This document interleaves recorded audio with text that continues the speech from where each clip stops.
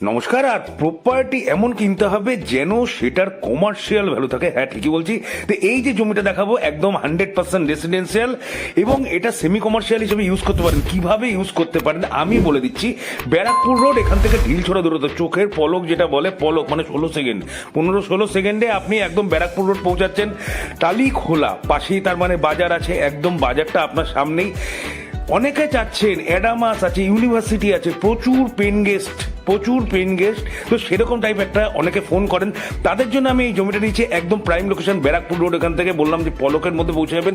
বাস্তু জমি আছে, আপনারা কিন্তু লোনও পেয়ে যাবেন। রাস্তা আছে 12 ফুটের চওড়া রাস্তা, যে কোনো গাড়ি কিন্তু আপনার বাড়িতে ঢুকে যাবে। আর আরেক দিকে আছে 6 ফুটের রাস্তা।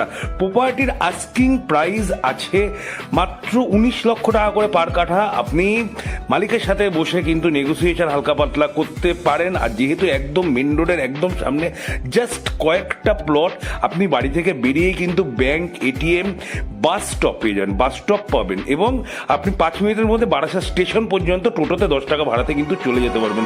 প্রপার্টি যদি পছন্দ হয় লাইক কমেন্ট করে জানাবেন। যারা দেখতে ইচ্ছুক অবশ্যই স্ক্রিনে দেওয়া নাম্বারে ফোন